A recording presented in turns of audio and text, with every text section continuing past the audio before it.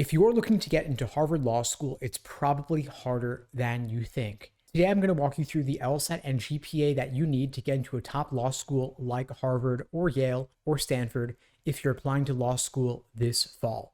For those who don't know me, my name is Steve Schwartz. I've been teaching the LSAT since 2005, and I personally increased my LSAT score from a 152 to a 175.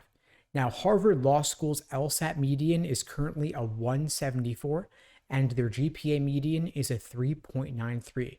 This means that last cycle, half of the applicants they accepted had LSATs and GPAs above these numbers, half of their accepted students had below these numbers. But of course, law schools like Harvard are always looking to increase their standing in the US News Law School rankings. And so, when LSAT and GPA medians are released in the next few months, we're probably going to see higher numbers on at least one of these two metrics, if not both. And so if you're thinking, I want to go to Harvard, my GPA is below a 3.93, then you're probably going to want to have an LSAT score above a 174. And it may even be that the new numbers that are released coming up may show their LSAT median could be a 175, in which case you'd want to have an even higher LSAT score. Only time will tell what the new LSAT medians are going to be. But regardless, your GPA is probably fairly fixed at this point.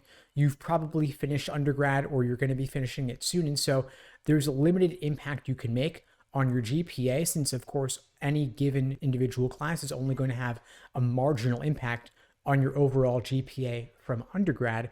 But your LSAT score is the culmination of only 2 to 2.5 hours in one timed sitting, and that can have more of an impact than all of undergrad combined. Because the thing is that almost every single law school weighs your LSAT score more heavily than your undergraduate GPA, because there's significant variation in grade inflation across different schools, across different majors, across different professors.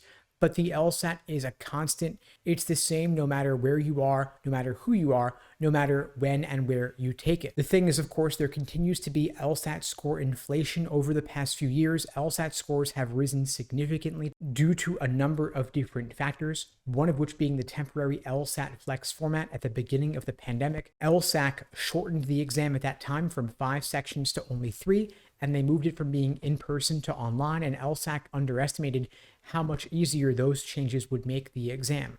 Additionally, LSAC has become a lot more liberal in granting accommodations for things like extra time. It used to be they denied too many applicants who were deserving. Now they're giving out accommodations to virtually anyone who asks for them.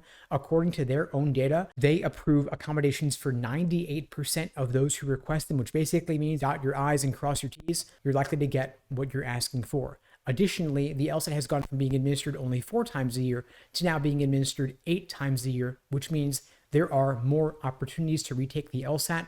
More at-bats means more opportunities to get a higher score, and law schools only consider the highest LSAT score that you are applying with because that's all they have incentive to care about. The highest LSAT score of their admitted students is what goes to the American Bar Association, which in turn is pulled by US News for inclusion in the ever-important US News Law School rankings. And so if you're looking to get into a school like Harvard or Yale or Stanford or any other one of the T14 law schools, all of which have LSAT medians ranging from 170 to 175, Yale being at the high end with the 175 LSAT median currently, you're going to want to get the highest LSAT score possible on your record, which means given that the LSAT is offered 4 consecutive months this fall, August, September, October, and November, I recommend taking it at least twice if you've never taken it before, for the simple reason that through luck alone, you could do better. So let's say, for example, you're aiming to take the LSAT currently in September. You could register for November just as a backup. And then let's say you're averaging on your PTs, say a 173. Maybe you get a 173 in September, but then with 2 more months of studying, another couple practice tests and review of those tests, maybe you score on your high end on a retake, you get lucky, or maybe those 2 additional months help you improve your understanding that much more, and you get a 175 on your retake. Now you are applying with a 175 as your official highest score on record rather than a 173, which of course will improve your chances significantly. Now, if you'd like my help on your journey to scoring a 175 on your LSAT whenever you're taking it, you can check out the links below this video to book a call with me and my team. We'd be glad to help. And in the meantime, I'll wish you all the best and take care.